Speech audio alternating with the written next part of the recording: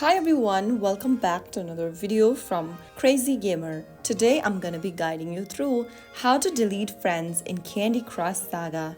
If you want to remove friends in Candy Crush Saga, then you can easily do so by following these steps. First of all, open up the Candy Crush Saga application on your mobile device and make sure that you're logged in with your King or Facebook account.